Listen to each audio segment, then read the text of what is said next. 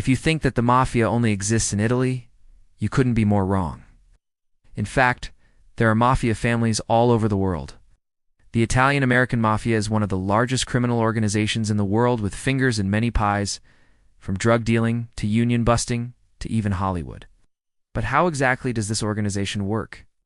How do they keep it together with chapters all over the world? And finally, how did they gain so much power? Well, today we're going to answer these questions and more, so get ready. Today, we're talking about the Mafia. But before we get into it, now back to the video. Before we talk about how the Mafia works internationally, let's first look at how it got started. The Mafia originated in Sicily, Italy, in the 1860s. This was a time when Sicily was an extremely poor place, and most of the population were uneducated farmers.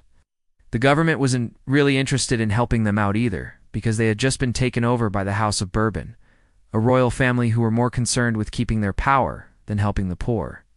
This lack of political will caused the people to take matters into their own hands and created a fertile breeding ground for organized crime. Now you may be wondering, what does this have to do with the Mafia? Well, during this time, secret societies began to form throughout Sicily. These groups acted as bands of vigilantes, protecting the local people against the injustices of the government.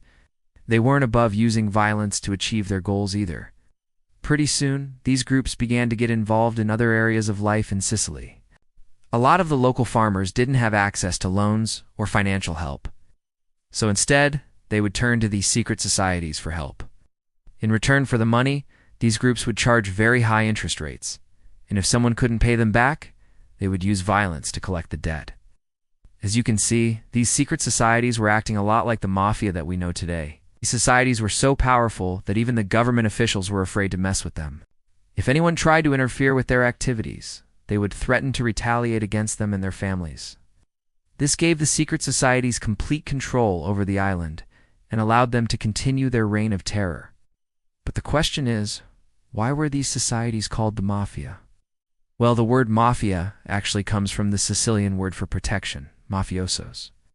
At the time, the people in Sicily were being protected from the government, but eventually the tables would turn and the government would end up being protected from the people. As the Mafia grew in power, they began to expand their territory outside of Sicily. One of their first major cities was New York City. In the early 1900s, many Sicilians began to immigrate to the United States, and they brought their culture and traditions with them, including the Mafia. Now, if you've ever watched The Godfather, you know that arranged marriages are a big part of Italian culture, and the same was true of the Mafia. Men would be married off at a young age to other members of the family. This helped to keep the family tight-knit and ensured that everyone was working towards the same goal. In America, it wasn't long before the Mafia had made a name for themselves. They quickly became known as the most feared crime organization in the country, and even the police were afraid to mess with them. During Prohibition, the Mafia thrived. They were able to make a fortune selling illegal alcohol, and this money was used to expand their empire. They went into racketeering, gambling, and eventually even Hollywood.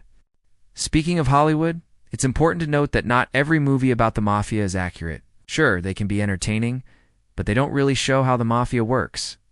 For example, in movies, it's common for a Mafia family to have one boss. In reality, there are actually 5 families, and each one is run by a commission. Each family has 5 members: a boss, a consigliere, a capo, a soldado, and an undertaker. Their job is to make sure that the other 4 members are doing their job. If not, they have the power to remove them and replace them with someone else. This keeps everyone on their toes and ensures that the family runs smoothly. The commission is made up of 1 representative from each of the 5 families. They meet regularly to discuss important matters and make sure that everyone is on the same page. This helps to prevent any conflicts between the families and ensures that they are working together to achieve their goals. The commission also has the power to settle disputes between the families. If there is ever a disagreement, the commission is there to mediate and come to a decision that everyone can agree on. This keeps the peace within the organization and prevents any outwar. One thing that the commission does is regulate the flow of money. This ensures that everyone is getting their fair share and that no one family is taking advantage of the others. They also make sure that the money is being used wisely and not wasted on foolish things. This helps to keep the organization strong and prosperous for years to come. The Commission also plays an important role in expanding the organization. They're always looking for new ways to make money and new markets to expand into. This could mean going into a new business or setting up shop in a new city. The Commission makes sure that any expansion is done carefully and strategically to ensure the success of the organization. The Commission is also responsible for maintaining secrecy within the organization. This is crucial to their survival since they are constantly dealing with illegal activities. Any leaks could put the organization in danger, so the Commission works hard to keep their secrets safe.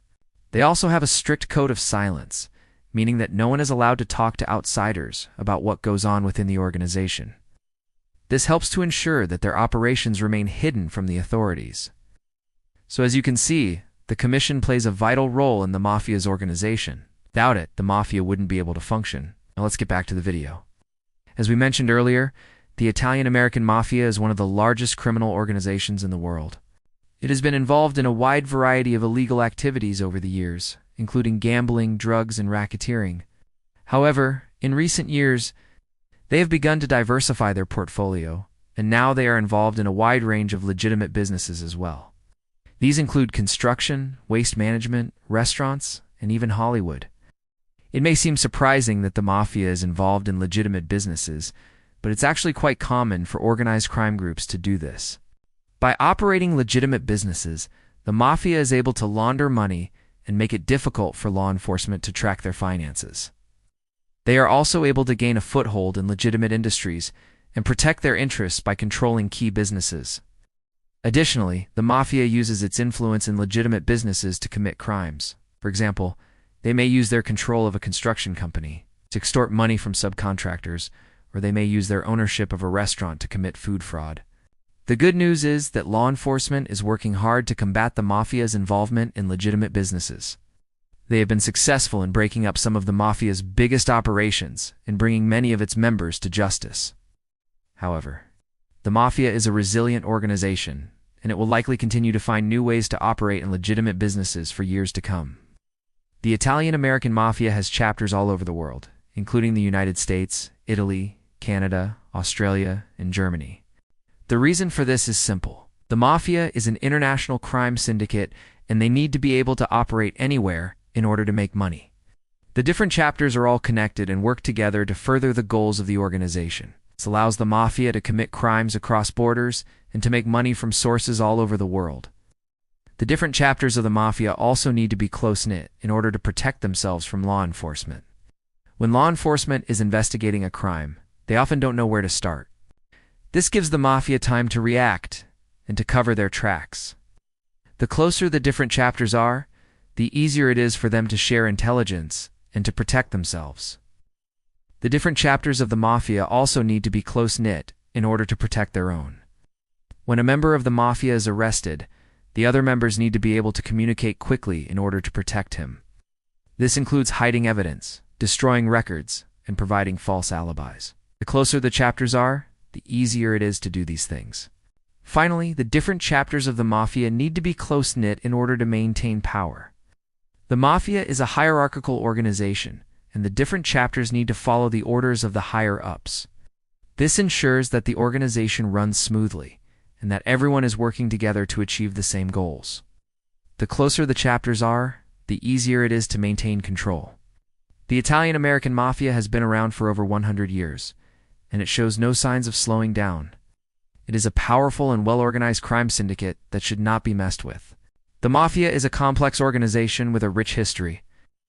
They have been involved in a wide variety of illegal and legitimate activities over the years and have chapters all over the world. Hopefully you learned something new today and maybe even gained a newfound respect for this criminal enterprise. Thanks for watching, and we'll see you next time.